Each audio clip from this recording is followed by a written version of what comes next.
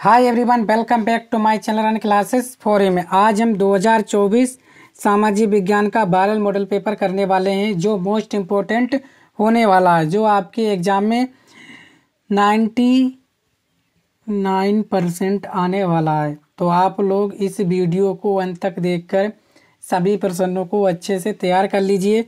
पूरा का पूरा हाल सहित में पेपर आपको दिखाने वाला हूँ। कब आएगा आपका? कल यानी आपका 7 मार्च को आने वाला पेपर है, यानी 999% पूरा हाल सहित पेपर यही आपको देखने को मिलेगा। तो आप लोग इस मोस्ट इम्पोर्टेंट मॉडल पेपर को अच्छे से तैयार कर लेना। कोड आप याद रखना 825 OD, मौद्रिक प्रश्नों की संख्या 11, यहाँ अनुक्रमांक, यहाँ अपना नाम डाल देना। समय मिलेगा 3 घंटे 15 मिनट का। पूर्णांक होगा आपका 70 नंबर का। पूरा का पूरा इसका PDF भी आपको मिल जाएगा। लिंक जो है डिस्क्रिप्शन में डाल दिया जाएगा, वहाँ से आप इसको अच्छे से पूरा का पूरा तैयार कर लीजिए। ठीक है, पूरा हाल सहित पेपर है। सामान्य निर्देश प्रारंभ के जो 15 मिनट है परीक्षार्थियों को प्रश्न पत्र पढ़ने के लिए निर्धारित हैं। सभी प्रश्न अनिवार्य हैं। इस प्रश्न पत्र के 2 खंड, खंड आ तथा खंड वाह हैं। खंड आ में 1 अंक के 20 बहुविकल्पीय प्रश्न हैं, जिनके उत्तर OMR उत्तरक पत्रक पर देने हैं। खंड आ के प्रत्येक प्रश्न का निर्देश पढ़कर केवल प्रदत्त OMR उत्तरक पत्रक पर ही उत्तर दें। OMR उत्तरक पत्रक पर उत्तर देने के पश्चात उसे काटे नहीं तथा इरेजर अथवा वाइडनर का प्रयोग ना करें। प्रश्न के अंक उसके सम्मुख अंकित हैं। खंड मा में 50 अंक के वर्णनात्मक प्रश्न हैं। खंड मा में सभी प्रश्नों के उत्तर एक साथ ही करें। प्रथम प्रश्न से आरंभ कीजिए, अंतिम प्रश्न तक करते जाइए। जो प्रश्न ना आता उस पर समय नष्ट ना कीजिए। पूरा का पूरा आपको पेपर अंत तक देख लेना है। यही सारे प्रश्न आपके एग्जाम में रहने वाले। Most important viral model paper है ये। तो चलो हम चलते हैं अपने खंड आ की तरफ, जिसमें सबसे पहले हम 20 बहुविकल्पीय प्रश्न करेंगे। उसके बाद जो है हम इसके लघु और दीर्घ उत्तरीय प्रश्न भी करेंगे। तो जो आपका जो खंड आ है, बहुविकल्पीय प्रश्न आपके 20 अंक। प्रत्येक प्रश्न आपको 1 नंबर का देखने का मिलेगा। OMR पर आपको इसका आंसर जो है अंकित करना होता है। पहला प्रश्न, जर्मनी के एकीकरण की आधारशिला किसने तैयार की? तो जर्मनी के एकीकरण की आधारशिला किसने तैयार की? तो ये करी थी आपकी नेपोलियन बोनापार्ट ने। ठीक है, बोनापार्ट ने। Option number D correct answer है। किसने करी? नेपोलियन बोनापार्ट ने। इसका निम्नलिखित में से किसे 1871 में जर्मनी का प्रथम सम्राट घोषित किया गया? केसर विलियम प्रथम, विलियम द्वितीय, फ्रेडरिक विलियम प्रथम, ऑटो वॉन बिस्मार्क। तो किसे किया गया? तो याद रखना, केसर विलियम प्रथम को 1871 में जर्मनी का प्रथम सम्राट घोषित किया गया। ठीक है। तीसरा, जलियांवाला बाग की घटना कब हुई? 8 अप्रैल 1919, 10 अप्रैल 1919, 13 अप्रैल 1919, 25 अप्रैल 1919। तो आप सभी जानते हो जो जलियांवाला बाग की घटना हुई थी वो 13 अप्रैल 1919 ही को हुई थी। ऑप्शन नंबर सी आपका करेक्ट आंसर है। 4 निम्न में से किसने बारडोली सत्याग्रह का नेतृत्व किया?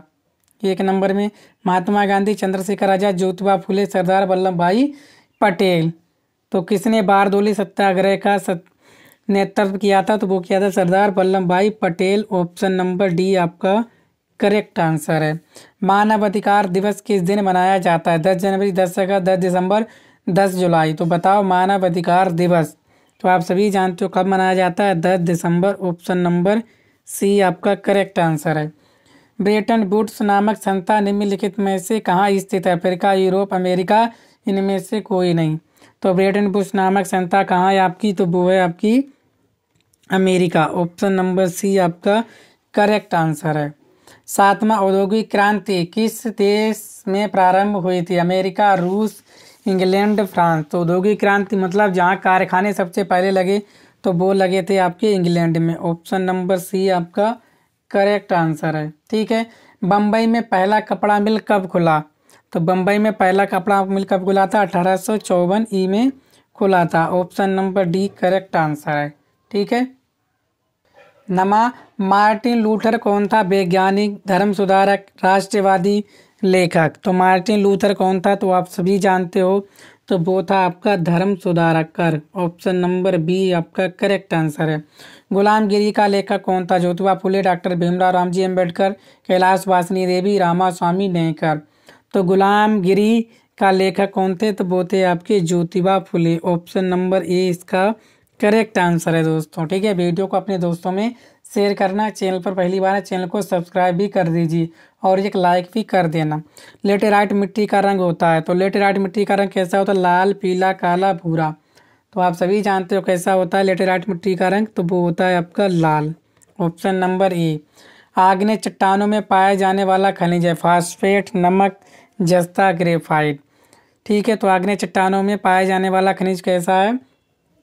तो वो है आपका ग्रेफाइट। Option number D. हरा सोना निम्न में से किसे कहा जाता है? प्राकृतिक वनस्पति, घास के मैदान, हरे पेड़, सघन झाड़ी। तो आप सभी जानते हो जो हरा सोना किसे कहा जाता है, तो वो कहा जाता है आपकी प्राकृतिक वनस्पति को। ऑप्शन नंबर ए इसका करेक्ट आंसर है।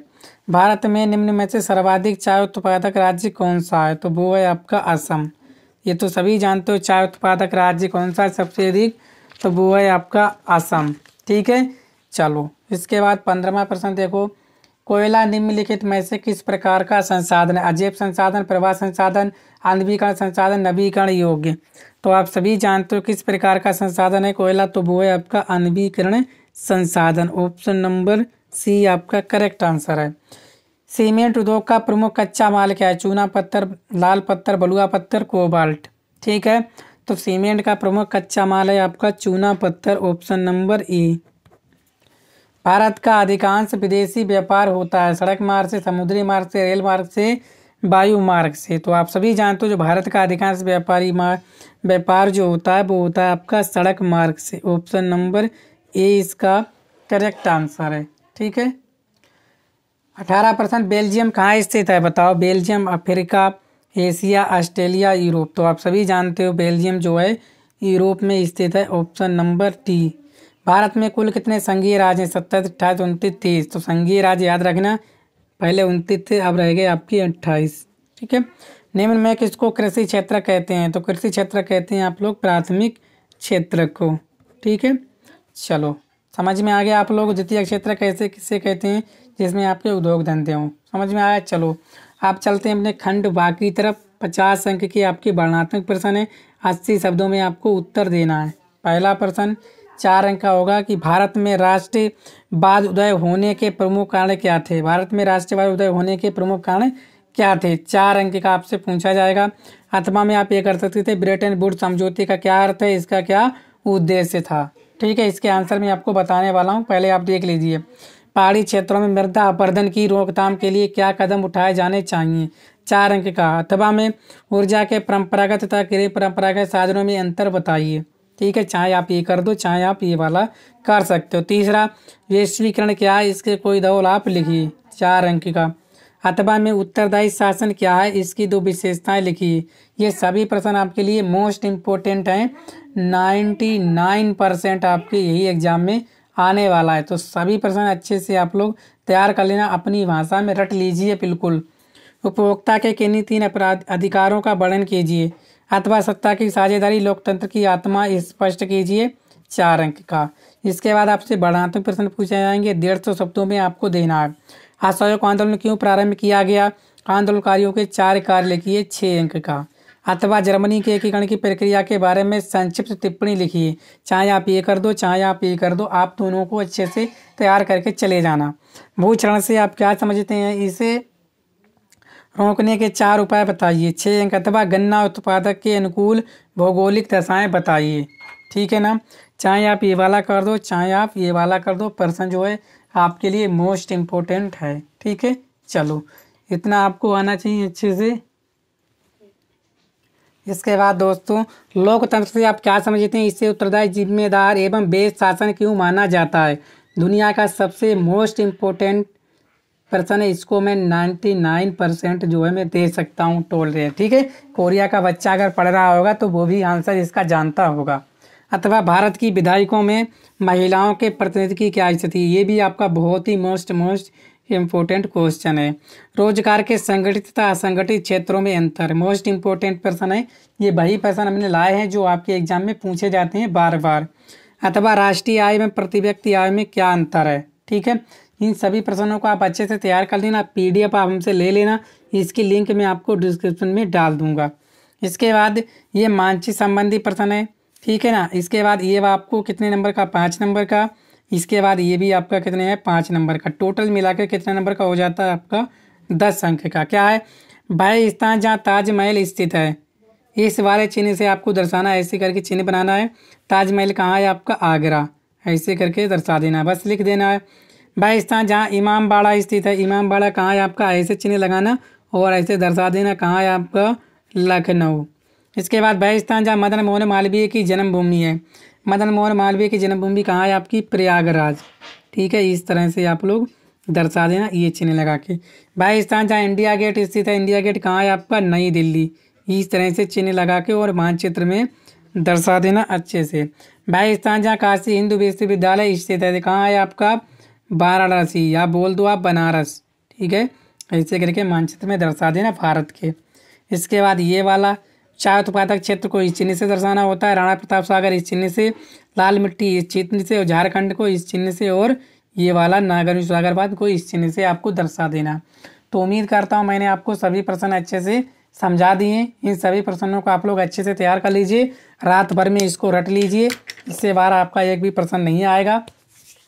तो वीडियो को शेयर कर दो, चैनल पर पहली बार आए तो चैनल को सब्सक्राइब भी कर लीजिए। और हम तैयारी करने वाले हैं फिर से 11वीं क्लास की वीडियोज आपके लिए लेकर आएंगे, और 10वीं क्लास की भी लाइन बाय लाइन में वीडियो लेकर आने वाला हूँ। ठीक है, तो थैंक यू, मिलते हैं नेक्स्ट वीडियो में। वीडियो को शेयर करना और चैनल को सब्सक्राइब भी कर लीजिए। Thank you.